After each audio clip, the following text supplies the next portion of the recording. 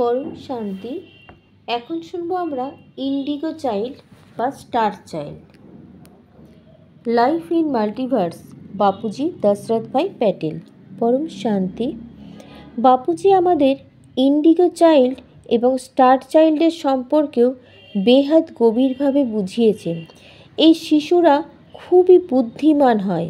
এই পরগ্রহী আত্মারা পৃথিবীতে টেকনোলজি ও জ্ঞান বাড়ানোর জন্য আসে। এই পরগ্রহীদের পৃথিবীতে আসার মূল কারণ হলো পৃথিবীতে ভালো কাজকে বাড়ানো এবং মানুষের কল্যাণ করা। বরিস্কার দাবি করেছিলেন যে মঙ্গল গ্রহ থেকে আসা সমস্ত পরগ্রহীদের এটা পুনর্জন্ম এবং তাদের বলা হয় ইন্ডিগো চাইল্ড। বাপুজি বলেছেন যে এই রকম শিশুরা অল্প বয়সেই উচ্চশিক্ষাকে প্রাপ্ত করে। এরকম দেখা গেছে যে এই শিশুদের মধ্যে অলৌকিক ক্ষমতাও রয়েছে।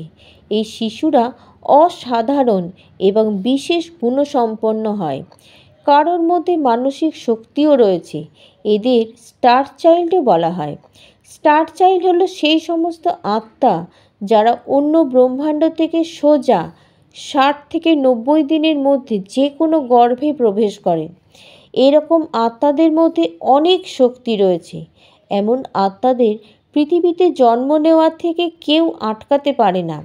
এমন আত্মাদের অরা বেহাত শক্তিশালী হয়। যে কোনো ধরনের নেগেটিভ আত্মা এদেরকে ঝামেলা বা ক্ষতি করতে পারে না। চীনে 1982 সালে এমন অসাধারণ অলৌকিক স্টার চাইল্ডের সন্ধানের জন্য সারা দেশে একটা অনুষ্ঠানের আয়োজন করা হয়েছিল, যার মধ্যে তারা অসাধারণ গুণবলী সম্পন্ন 1 লাখ স্টার চাইল্ডকে খুঁজে পেয়েছিল। স্টার চাইল্ডের আত্মারা পৃথিবীতে যেভাবে সোজাভাবে জন্ম নেয় না, তারা গ্যালাক্সি বা ইউনিভার্স থেকে আসা প্রথমে নিরাকার বিন্দুরূপে পরিণত হয়। অনেক আত্মা মিলে একটা শক্তির একটা কবচ তৈরি করে। তারপরে সেই আত্মা প্রথমে আমাদের পরমধাম সৌরমণ্ডল সোলার সিস্টেমে নিরাকারী রূপে তারা থাকে। পরে শিবপুরীর মধ্যে যে আকারী দুনিয়া রয়েছে তার মধ্যে নিরাকারী থেকে আকারী হয়ে রূপ ধারণ করে তারপরে আসে। তারপরে বিষ্ণুপুরী থেকে 7টা দুনিয়ার ভেতর থেকে পরম তত্ত্বের বাহনে আসে। পৃথিবীর কাছাকাছি লোকের মধ্যে এসে নিরীক্ষণ করে, পরে সিদ্ধান্ত নেয় যে নিজের ইচ্ছায় পৃথিবীতে জন্ম নেব। এই আত্মারা ধর্ম, নাত, জাত, পাত সব থেকে বাইরে। এই ধরনের আত্মাদের ডিএনএও আলাদা। স্টার চাইল্ডের আত্মারা এই পৃথিবীর মধ্যে একটা উদ্দেশ্য নিয়ে জন্ম নেয়। এমন আত্মারা পৃথিবীর মধ্যে উচ্চ ও শ্রেষ্ঠ কর্ম করার জন্য জন্ম নেয়।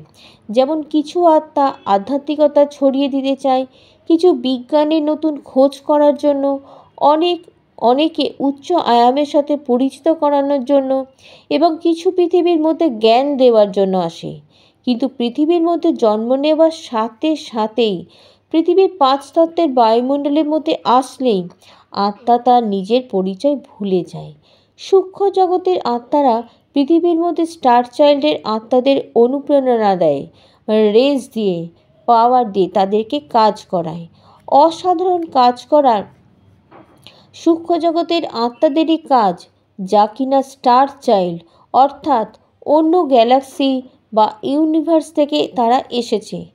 হিন্দু ধর্মের মতেও যে দেবদেবীদের কথা বলা হয়েছে তারাও এই পৃথিবীর মধ্যে ভালো কাজ করার জন্য অবতীর্ণ হতেন। এই আত্মাগুলি সূক্ষ্ম জগৎ থেকে আসা শক্তিশালী আত্মা। এমন আত্মাদের জন্ম রহস্যে ভরা।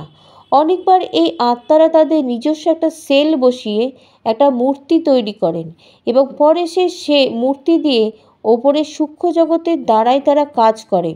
হিন্দু শাস্ত্রের মধ্যে যে শিব শক্তি, ব্রহ্মা, বিষ্ণু অবতারের উল্লেখ রয়েছে, সেই দেবী দেবতাদেরও একটা সেল যা পৃথিবীতে কিছু উদ্দেশ্য পূরণের জন্য পাঠানো হয়। মহর্ষি, ঋষি, মুনি, দেবী দেবতা এদের আগমন আমাদের পৃথিবীতে অনেক সময় ধরে চলে আসছে।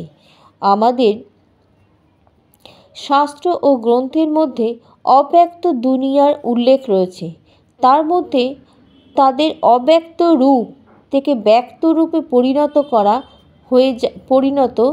পরিবর্তন হয়ে যাওয়ার কথাও উল্লেখ রয়েছে।